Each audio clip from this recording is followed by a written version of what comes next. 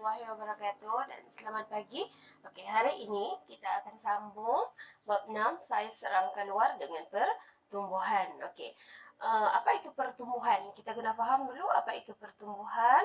Pertumbuhan itu adalah sesuatu yang tidak berbalik. Maksudnya contohnya tinggi. Daripada kita kecil sampai kita besar, tinggi kita bertambah. So tinggi itu ialah pertumbuhan. Tinggi itu ialah pertumbuhan. Sebab kalau kita sudah tinggi, kita mana boleh jadi pendek balik kan? Okey, tapi saiz badan. Saiz badan, contoh ukuran pinggang. Ukuran pinggang kita boleh bertambah ke? Boleh, memanglah boleh bertambah. Maksud cikgu, kalau dia sudah bertambah, dia boleh berkurang balik kan? Tidak boleh kan?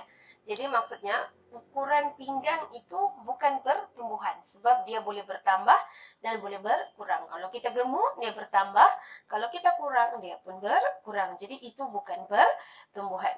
Okey? Okey. Pertumbuhan ni dia boleh diukur dengan membina graf unit pertumbuhan melawan masa. Okey, graf pertumbuhan ni kita panggil sebagai lengkung pertumbuhan. Okay, lengkung pertumbuhan nanti kita tengok. Lengkung pertumbuhan ada dua, sigmoid dengan berbentuk tangga. Okey, unit untuk pertumbuhan dia bergantung kepada organisma lah. Kalau manusia boleh jadi tinggi. Tinggi dalam cm, isi padu. Bukan isi padia, isi padu dalam sentimeter padu, jisim segar, gram, jisim kering pun dalam bentuk gram. Okey? Okey, ini ialah lengkung pertumbuhan berbentuk sigmoid. Ini untuk organisma seperti manusia. Manusia dia berbentuk sigmoid. Dia berbentuk macam S macam ni kan. Ini kita panggil bentuk sigmoid. Yang di sebelah kanan ini ialah graf pertumbuhan untuk manusia. Ini daripada baby, bayi kan. Lepas tu kanak-kanak, remaja, dewasa, kemudian ini tua. Okey, tua ni kenapa graf turun? Sebab masa ni kita contohnya ketinggian kita kan, daripada kita tinggi, bila kita tua, kita akan bongkok kan. Sebab tu ini kita panggil sebagai pertumbuhan negatif. Sebab tu grafnya turun. Boleh ya? Yang penting kamu tahu, lengkung pertumbuhan yang pertama berbentuk sigmoid. Sigmoid tu macam mana rupanya? Macam ni, berbentuk S. Okey? Okey. Lengkung pertumbuhan untuk organisma yang ada rangka luar. Tahu sudah kan apa itu rangka luar? Contohnya belalang, lipas, udang, kalajengking kan? Okey, dia berbentuk berperingkat. Okey, cuba kamu pernah terfikirkan contohnya ketam? Ketam tu dia punya kulit keras. So macam mana dia mau membesar? Kan? Okey, ada caranya ya. Okey. Sebab rangka luar tu dia keras, dia tidak boleh mengembang. Jadi dia tidak boleh membesar. Okey, tapi Allah sudah cipta benda tu, dia boleh membesar walaupun ada rangka luar yang keras. Okey? Macam mana caranya? Okey, haiwan itu dia akan menanggalkan cangkerangnya tu berulang-ulang kali sampailah dia dewasa. Okey? Okey. Pernah dengar ular bersalin kulit, tukar kulit. Biasa dengar ular lah, kita biasa dengar kan. Kalau ketam ni jarang juga kan. Okey.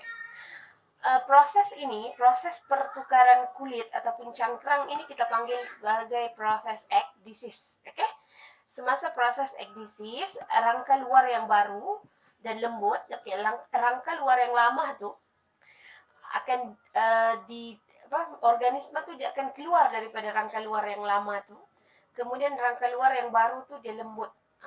Lembut, lepas tu semasa rangka luar baru terlembut, organisma tadi tu akan menyedut udara banyak-banyak dan dia akan mengembang. Okey? Bila dia mengembang, rangka luar tu akan pecah. Yang keras tu akan pecah. Lepas tu dia pun keluar. Dapatlah rangka luar baru yang lembut. Okey, rangka luar baru yang lembut tu dia akan mengeras.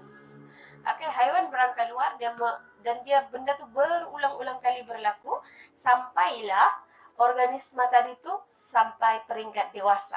Okey? So Oke, hormon akan mengawal setiap peringkat X disease. Nanti kita tengok graf lagi jelas. Ini ialah graf lengkung pertumbuhan berbentuk tangga. Ini untuk organisme yang ada cangkerang luar. Tengok graf ni. Dia memang berbentuk tangga. Tengok ini yang mula telur, kemudian peringkat yang dia akan membesar kan. Setiap kalau kamu tengok di sini ada B, E, ada tulis BE kan, dia memang macam tangga. Ni dia mendatar naik. Tengok B ekdisis bermula. Di B ni ekdisis bermula. Ekdisis tu apa?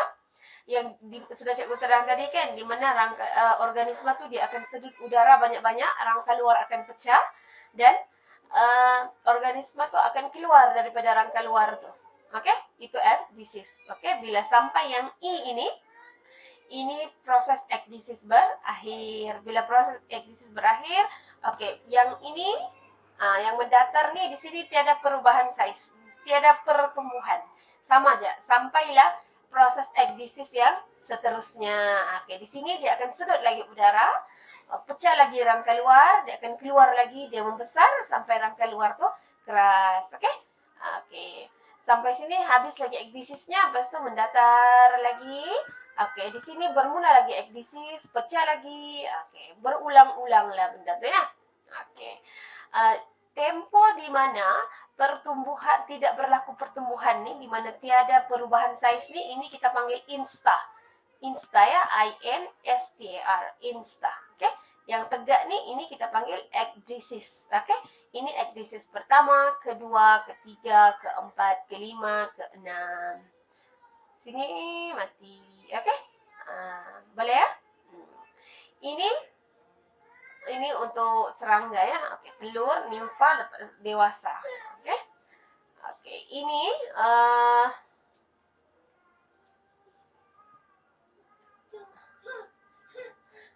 boleh ya? Ini sebelum cikgu berakhir, kamu tengok apa nih? Video ni ya.